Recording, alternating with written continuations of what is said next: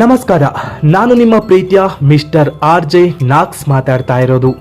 ಜೀವನ ಅನ್ನೋದು ಒಂದು ದೊಡ್ಡ ರೇಸ್ ಅಲ್ವಾ? ಇಲ್ಲಿ ಪ್ರತಿಯೊಬ್ಬರು ಏನನ್ನೋ ಹುಡುಕುತ್ತಾ ಓಡ್ತಾನೆ ಇರ್ತಾರೆ. ಆದರೆ ಆ ಓಟದಲ್ಲಿ ನಾವು ಏನನ್ನ ಕಳ್ಕೊಳ್ತಿದ್ದೇವೆ ಅನ್ನೋ ಅರಿವು ನಮಗೆ ಆಗೋದು ಪಂದ್ಯ ಮುಗಿದ ಮೇಲೇನೆ. ಇವತ್ತು ನಾನು ನಿಮ್ಗೊಂದು ಕತೆ ಹೇಳ್ತೀನಿ. ಇದು ಬಾದಾಮಿಯ ನಮ್ಮ ಗೆಳೆಯ ಸಂತೋಷ್ ಕಾಕಡಂಕಿ ಕಳಿಸ್ಕೊಟ್ಟಿರ್ತಕ್ಕಂಥ ಕತೆ. ಅನಿಲ್ ಒಂದು ಸಣ್ಣ ಹಳ್ಳಿಯ ಹುಡುಗ. ಬಡತನ ಅಂದ್ರೆ ಏನು ಅಂತ ಹತ್ತಿರದಿಂದ ನೋಡಿದವನು. ತಂದೆ ಇಲ್ಲದಿದ್ದರೂ ತಾಯಿಯ ಬೆವರಿನ ಹನಿಗಳಲ್ಲಿ ಬೆಳೆದವನು. ಅವನಿಗೆ ಒಂದೇ ಹಠ ಇತ್ತು, ದೊಡ್ಡವನಾಗಬೇಕು, ಜಗತ್ತಿಗೆ ತಾನು ಯಾರು ಅಂತ ತೋರಿಸ್ಬೇಕು ಎಂದು. ಅದಕ್ಕೋಸ್ಕರ ಪ್ರತಿನಿತ್ಯ ಕಷ್ಟಪಟ್ಟು ಓದ್ತಾನೆ. ನಂತರ ಓದನ್ನ ಮುಗಿಸ್ಕೊಂಡು ಬೆಂಗಳೂರಿಗೆ ಬರ್ತಾನೆ. ಮೊದಲು 18,000ಕ್ಕೆ ಕೆಲಸ ಮಾಡ್ತಾನೆ.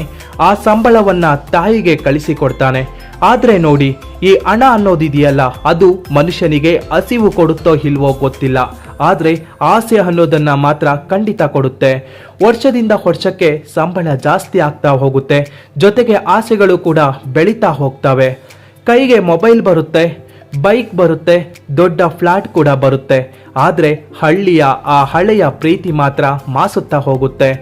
ತಾಯಿ ಕಾಲ್ ಮಾಡಿದ್ರೆ ಬ್ಯುಸಿ ಅಮ್ಮ, ಆಮೇಲೆ ಮಾಡ್ತೀನಿ ಅನ್ನೋ ಒಂದು ಮಾತಿನಲ್ಲಿ ಅವನ ಸಂಬಂಧಗಳು ಮರೆಯಾಗ್ತಾ ಹೋಗುತ್ತೆ.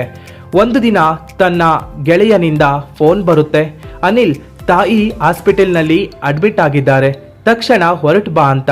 ಅನಿಲ್ ಹಳ್ಳಿಗೆ ತಕ್ಷಣ ಹೊರಡ್ತಾನೆ.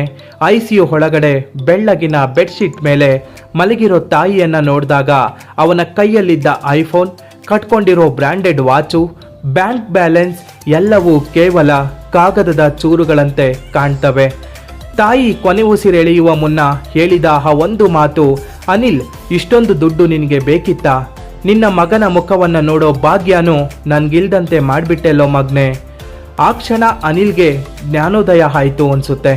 ದುಡ್ಡು ಇವತ್ತು ಬರುತ್ತೆ, ನಾಳೆ ಹೋಗುತ್ತೆ, ಆದರೆ ಕಳೆದು ಹೋದ ಸಮಯ ಮತ್ತು ಪ್ರೀತಿ ಮತ್ತೆ ಬರಲ್ಲ. ಅದಕ್ಕೆ ಅನಿಲ್ ಆ IT ಕೆಲಸಕ್ಕೆ ಗುಡ್ ಬೈ ಹೇಳಿ ಹಳ್ಳಿಯಲ್ಲೇ ಒಂದು ಸ್ಕೂಲ್ ಶುರು ಮಾಡ್ತಾನೆ.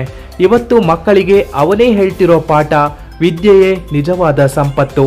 ಹಣ ಬೇಕು, ಬೇಡ ಅಂತ ನಾನು ಹೇಳಲ್ಲ, ಆದರೆ ಹಣವೇ ಎಲ್ಲವೂ ಆಗಬಾರ್ದು. ಸಂಸ್ಕಾರ, ಪ್ರೀತಿ ಮತ್ತು ಸಂಬಂಧಗಳ ಮುಂದೆ ಈ ದುಡ್ಡು ಯಾವತ್ತೂ ಚಿಕ್ಕದ್ದೇ. ದುಡ್ಡು ಎಲ್ಲವನ್ನ ಕೊಡಲ್ಲ ಫ್ರೆಂಡ್ಸ್, ಕೆಲವೊಮ್ಮೆ ನಮ್ಮ ಹತ್ತಿರ ಇರೋದನ್ನೆಲ್ಲ ಕಿತ್ಕೊಂಡು ಬಿಡುತ್ತೆ. ಎಚ್ಚರ. ಸಂತೋಷ್ ಅವರೇ, ಇಷ್ಟೊಂದು ಅರ್ಥಪೂರ್ಣ ಕತೆ ಕಳಿಸಿದ್ದಕ್ಕೆ ಧನ್ಯವಾದಗಳು. ನಿಮಗೂ ಇಂತಹ ಕತೆಗಳನ್ನು ಹಂಚ್ಕೊಳ್ಬೇಕು ಅನಿಸಿದರೆ ನನಗೆ ಕಳಿಸ್ಕೊಡಿ. ನಾನು ನಿಮ್ಮ ನಾಕ್ಸ್. ಕೇಳ್ತಾ ಇರಿ, ಕತೆಗಳ ಮೂಲಕ ಬದುಕನ್ನು ಪ್ರೀತಿಸೋಣ. ಧನ್ಯವಾದಗಳು.